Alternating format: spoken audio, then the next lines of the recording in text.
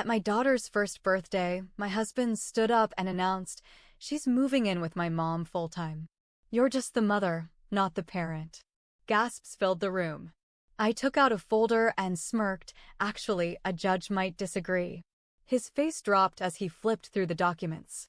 When my daughter's first birthday approached, I decided to host a small gathering at our home in Austin, Texas. The guest list included close family and friends who had been part of our journey since her birth. The house was decorated with balloons and streamers, and the aroma of freshly baked cupcakes filled the air. Laughter and conversations created a warm atmosphere as everyone celebrated this milestone. As the party progressed, my husband stood up, tapping his glass to get everyone's attention. The room quieted, all eyes turning to him. "I have an announcement to make," he began, his voice steady. "Starting next week, our daughter will be moving in with my mother full-time. You're just the mother, not the parent." Gasps filled the room. I felt as if the ground had been yanked from beneath me. The audacity, the betrayal, it was all too much. But instead of reacting with the shock that was bubbling inside me, I took a deep breath, reached under the coffee table, and pulled out a folder I'd prepared weeks ago. "Actually," I said, my voice dripping with a calm I didn't entirely feel, "a judge might disagree." His confident demeanor faltered as he took the folder from my hands. Flipping through the documents, his face drained of color.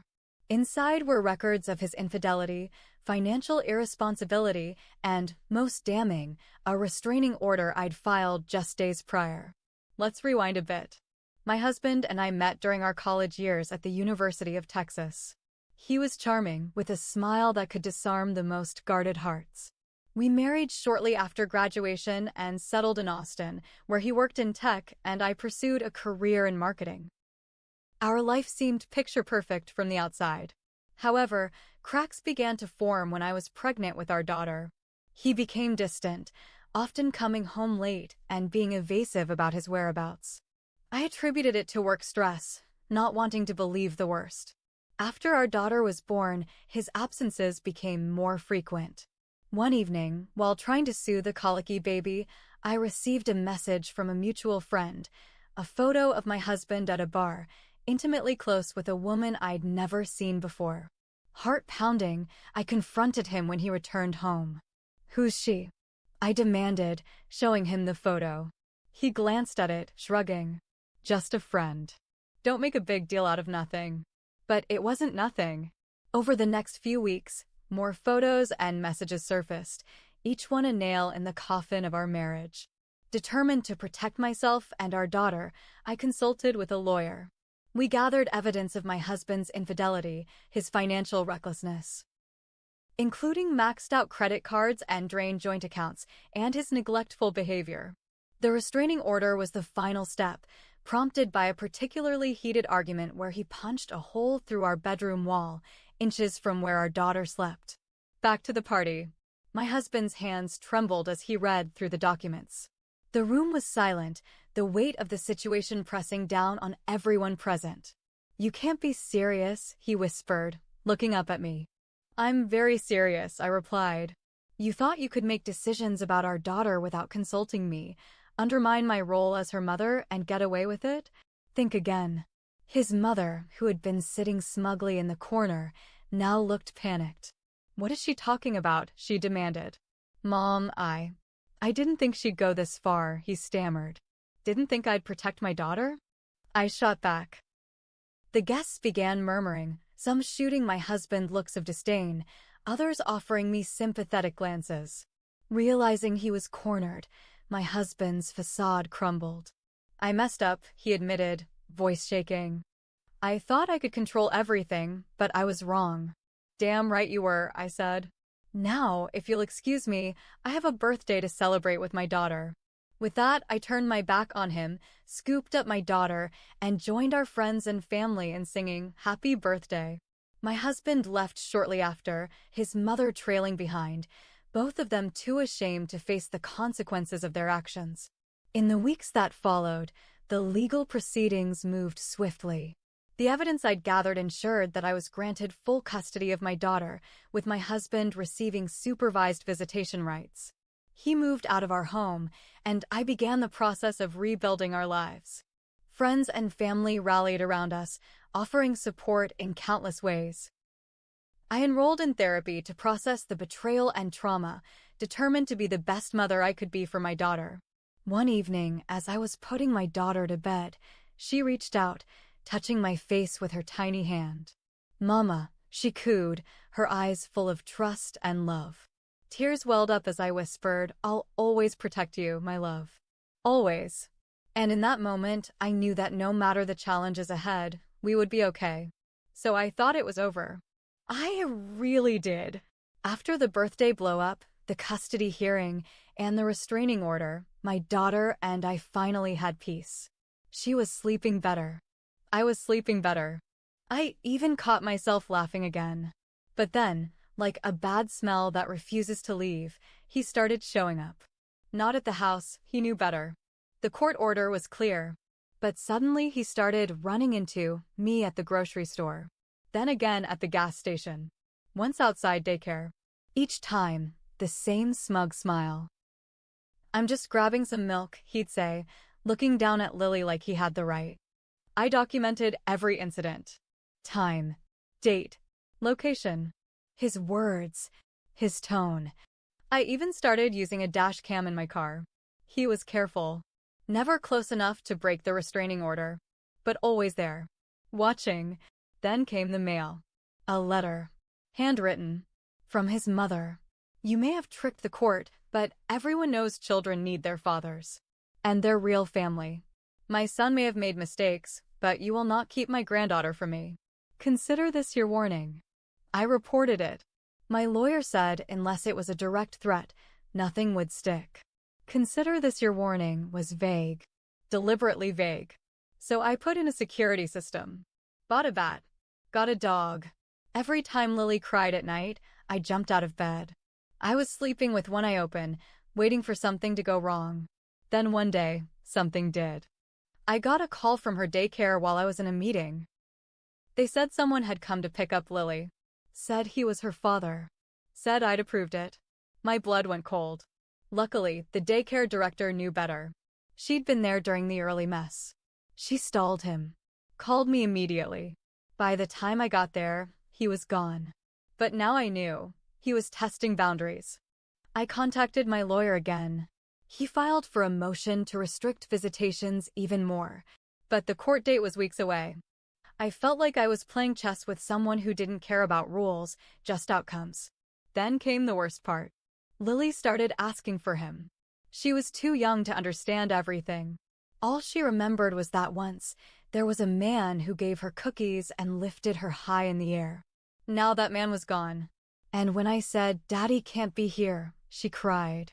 Every time. It broke me in places I didn't know could break. I started second-guessing myself. Was I doing the right thing? Was keeping him away from her hurting her too? But just when I started questioning it all, I found something. My neighbor, quiet guy, retired cop, dropped off a flash drive. Said he noticed someone sitting in a parked car on our street too often. So he installed a camera in his front window. I plugged it in. Clicked play. There he was. Mark. Parked across the street. Just sitting in his car. Lights off. No phone in hand. Just watching the house. Some nights for hours. That was all I needed. I called the police. Filed the footage. Got my lawyer to expedite the court date.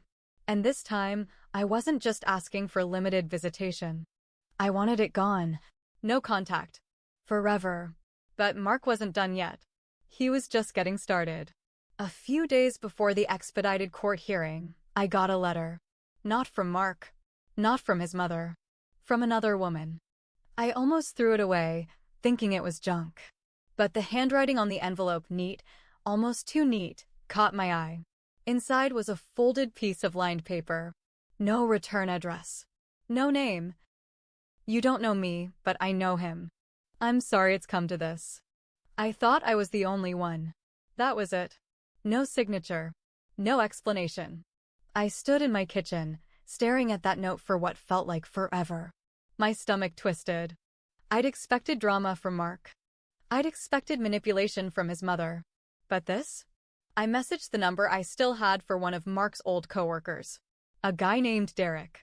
We'd only met a few times at work parties, but he was always decent. Honest. I asked him straight up, "Do you know if Mark's been seeing anyone recently?" His reply came fast. "You didn't hear this from me, but yeah. 2 women. At least.